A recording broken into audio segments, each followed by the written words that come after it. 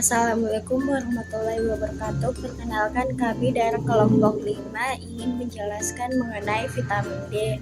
Ya, sebelumnya perkenalkan, nama saya Indah Suci Ramadhani yang akan menjelaskan mengenai metabolisme pada vitamin D, dan ada Gladys Kurnia Ramadhani yang akan membawakan atau menjelaskan apa itu vitamin D, dan ada Anastasia Syahratul Andara yang akan menjelaskan apa saja sumber-sumber dari vitamin D, dan ada Nur Adia Ridal yang akan menjelaskan peranan vitamin D dalam tubuh, dan yang terakhir ada Ayu Yulinda Irwan yang akan membawakan atau menjelaskan defisiensi pada vitamin D.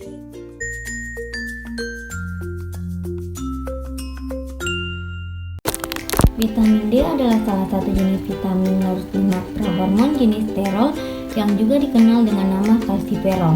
Vitamin D merupakan nama generik dari dua molekul, yaitu ergokalsiferol vitamin D2 dan kolekalsiferol vitamin D3. Ergokalsiferol biasanya terdapat dalam tanaman, sedangkan kolekalsiferol terdapat pada hewan. Vitamin D bukan hanya terdapat di tanaman ataupun hewan, namun juga mampu disintesis di kulit melalui paparan sinar matahari langsung. Manusia memperoleh 80-90% vitamin D dari paparan matahari, sedangkan sisanya diperoleh dari makanan. Vitamin D bersama vitamin A dan juga vitamin C mempunyai manfaat utama dalam membantu pembentukan dan pemeliharaan tulang, hormon-hormon paratiroid dan kalsitonin, protein, kolagen, serta mineral-mineral, adapun kalsium, fosfor, magnesium, dan fluor.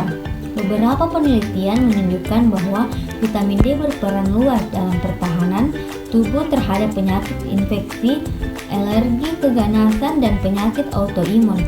Sel yang berperan dalam imunitas alamiah maupun adaptif mengekspresikan reseptor vitamin D pada permukaan sel dan reseptor terhadap penunjukan respon terhadap pemberian vitamin D.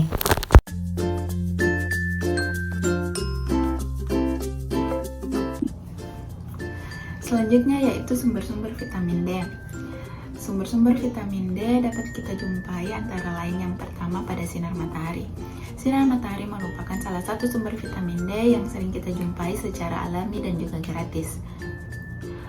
Sinar matahari mengandung 80% vitamin D. Vitamin D pada sinar matahari dapat didapatkan dengan cara berjemur di pagi hari, idealnya sekitar 15-30 menit. Vitamin D berfungsi untuk meningkatkan peresapan kalsium dan juga baik untuk tulang. Yang kedua adalah susu.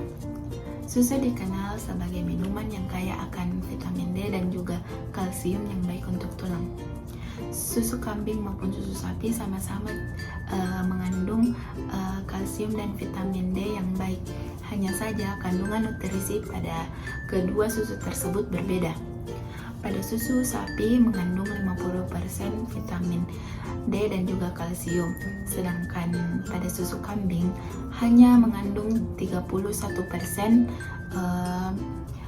dihitung dengan segelas. Yang ketiga adalah telur. Selain kaya akan protein, telur juga kaya akan vitamin D. Tetapi vitamin D pada telur dapat ditemukan pada bagian kuning telurnya saja. Yang keempat adalah ikan salmon. Ikan salmon mengandung omega 3 dan juga vitamin B12 yang sangat tinggi. Vitamin D pada ikan salmon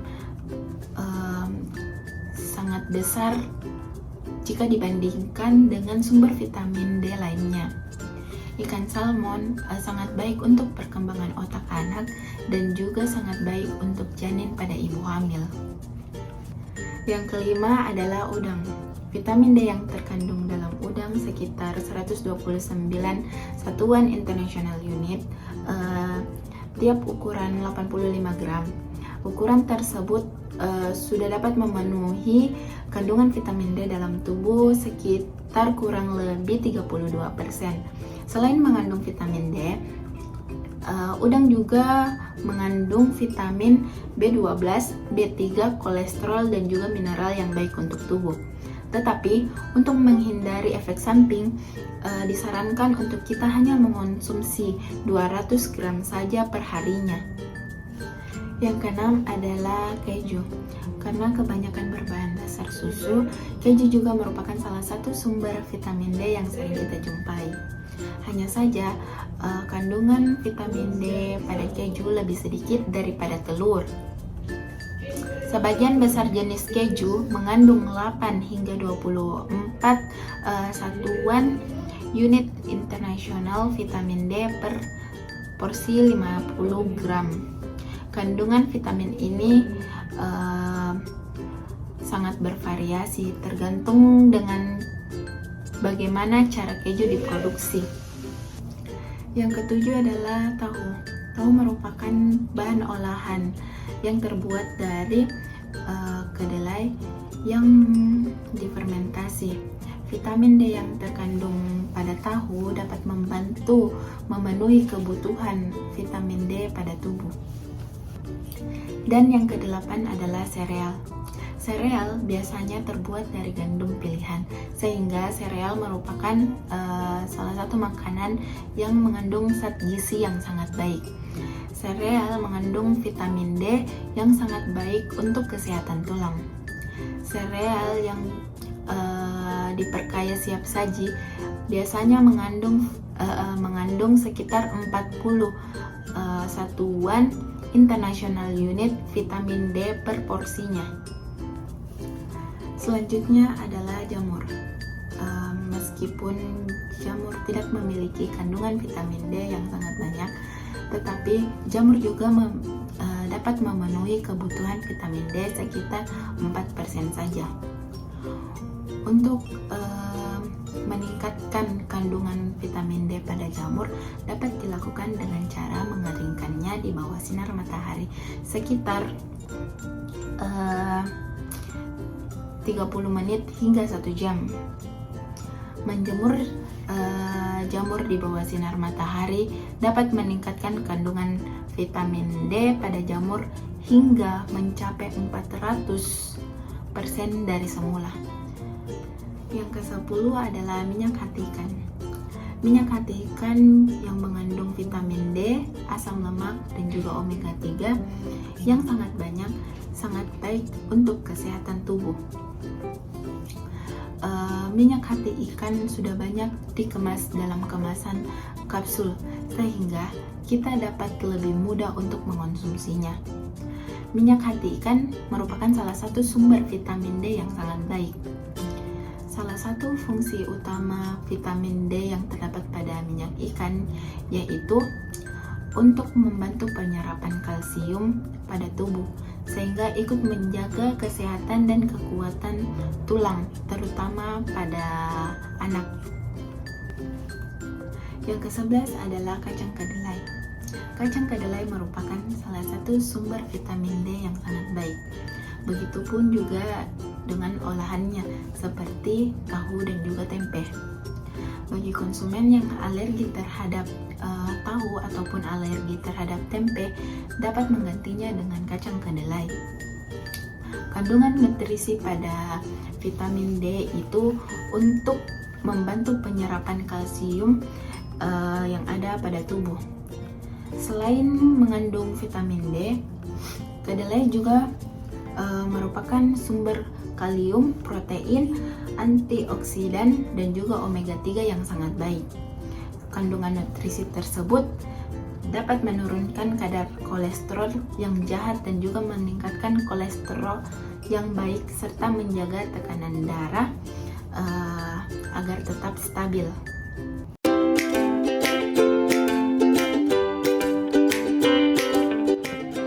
Peranan di dalam tubuh. Peranan di dalam tubuh vitamin D dapat membentuk struktur tulang dan gigi yang kuat. Vitamin D meningkatkan absorpsi kalsium di saluran pencernaan. Selain itu, vitamin D juga dapat memperkuat sistem kekebalan dan mencegah berbagai jenis kanker. Apabila terjadi defisiensi vitamin D, tubuh akan mengalami berbagai gangguan penyakit, antara lain osteoporosis, diabetes, osteopenia, hipertensi, dan berbagai penyakit jantung, kanker payudara, dan kanker endometrium. Molekul aktif dari vitamin D yaitu kolesterol merupakan pemeran utama dalam metabolisme absorpsi kalsium ke dalam tulang, fungsi otot, sekaligus sebagai imunomodulator yang berpengaruh terhadap sistem kekebalan untuk melawan beberapa penyakit, termasuk diabetes dan kanker. Dalam tubuh, vitamin D diserap di usus dengan bantuan senyawa garam empedu. Setelah diserap, vitamin ini kemudian akan disimpan di jaringan lemak adiposa dalam bentuk yang tidak aktif.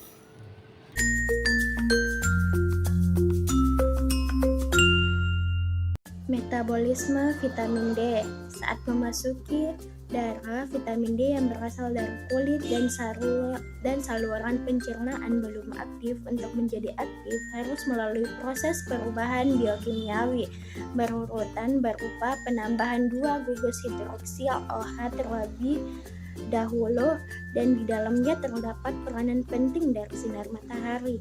Jika seseorang hanya mengonsumsi vitamin D saja dan kulitnya tidak pernah terpapar sinar matahari, maka vitamin D tidak dapat dihasilkan oleh tubuh. Reaksi pengaktifan vitamin D terjadi 2 lokasi, yaitu yang pertama di hati dan di ginjal. Hasil akhirnya adalah bentuk aktif vitamin D berupa 1,25 OH2D atau kalsitrol. Berikut adalah tahap-tahapan dari metabolisme vitamin D.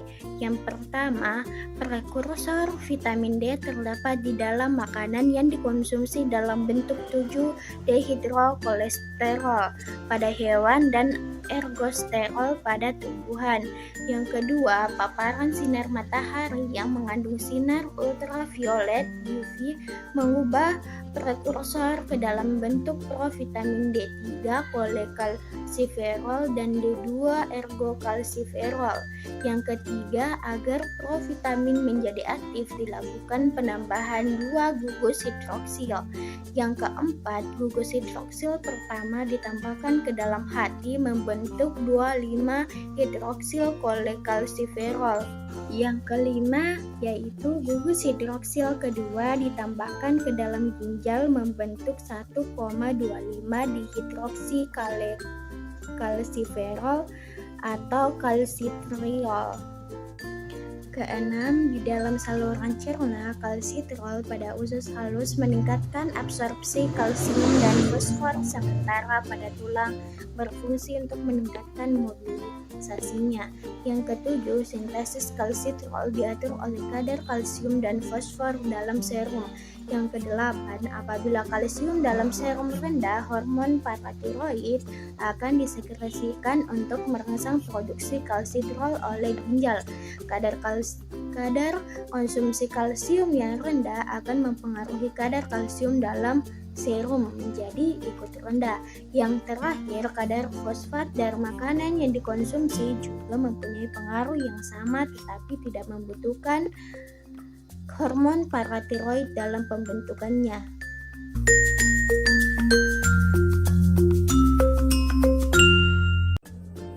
Defisiensi vitamin D adalah kekurangan vitamin D yang menyebabkan masalah pada tulang dan otot. Kebutuhan vitamin D pada setiap orang berbeda-beda. Hal tersebut dipengaruhi pula oleh faktor usia. Pada bayi, asupan vitamin D yang diperlukan setiap harinya adalah 10 mikrogram, sedangkan kebutuhan vitamin D pada anak-anak dan orang dewasa adalah 15 mikrogram per hari. Pada lansia, dibutuhkan asupan vitamin D sebesar 20 mikrogram per hari. Vitamin D berperan dalam menjaga kesehatan tulang dan membantu penyerapan kalsium. Jumlah kadar vitamin D di dalam tubuh diatur oleh kelenjar paratiroid. Berikut beberapa faktor yang dapat meningkatkan risiko seseorang mengalami kekurangan vitamin D. Yang pertama, kurang mengkonsumsi makanan yang mengandung vitamin D. Yang kedua, kurang atau jarang terpapar sinar matahari. Yang ketiga, warna kulit lebih gelap. Yang keempat, penyakit atau kondisi medis tertentu. Yang kelima, obesitas. Dan yang terakhir, efek samping obat-obatan. Gejala defisiensi vitamin D yaitu mudah lelah, nyeri tulang dan otot, tulang keropos, penyembuhan luka lebih lama, sering sakit-sakitan, dan perubahan suasana hati.